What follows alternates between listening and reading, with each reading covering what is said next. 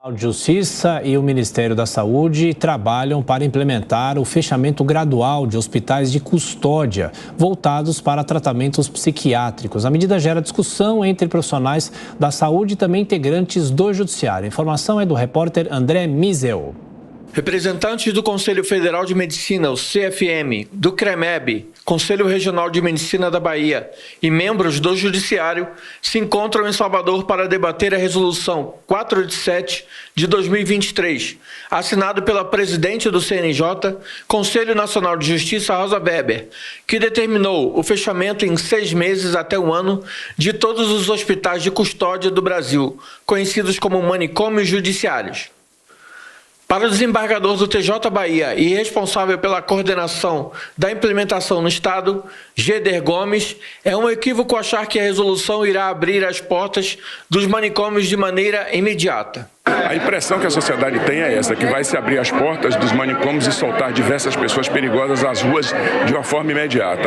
E esse é um equívoco, e é aí onde reside a grande dificuldade de entendimento.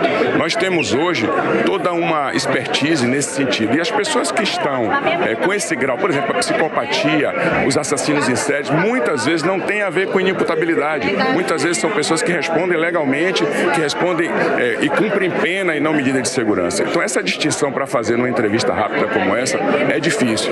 O que é importante é que as pessoas saibam que não há irresponsabilidade nessa resolução, que há o atendimento a princípios constitucionais e que tudo é feito de forma técnica, adequada e na melhor maneira possível.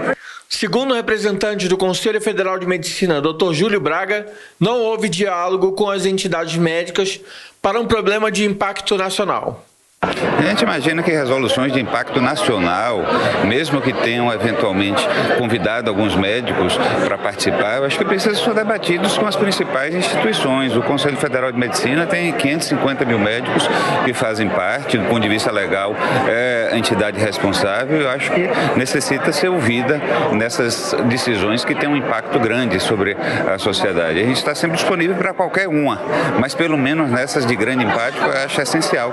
Já a psiquiatra Sandra Peu vê com temor essa medida para a sociedade. As pessoas que estão em condição de cessão de acabou-se a periculosidade têm o direito de voltar para a medida, de cumprimento de medida relacionada a seu crime, inclusive em ambiente aberto, pode ir para a comunidade. As que estão em hospitais de custódia de tratamento são as que representam risco.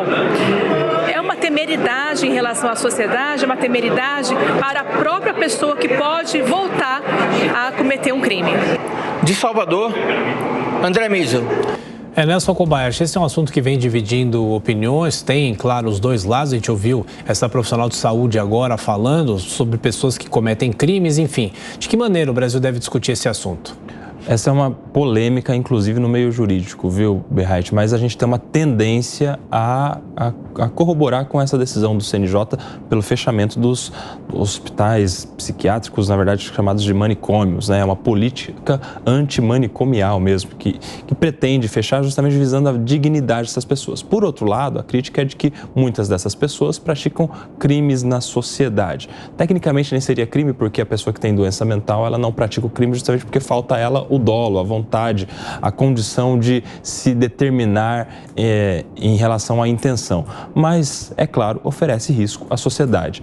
A gente tem essa tendência caminhando para justamente o fechamento dessas instituições, mas o Congresso Nacional deveria se debruçar exatamente para algum meio termo, para algum tipo de tratamento para resolver essa questão. A gente vê, por exemplo, pessoas com capacidade de praticar um estupro na sociedade ou outros tipos de crime e que não têm o devido tratamento legal. Às vezes essas pessoas ficam internadas por 2 ou 3 anos em medida de segurança, por exemplo, e depois são novamente colocadas na sociedade. Há exemplos de doenças que são incuráveis, como por exemplo a psicopatia.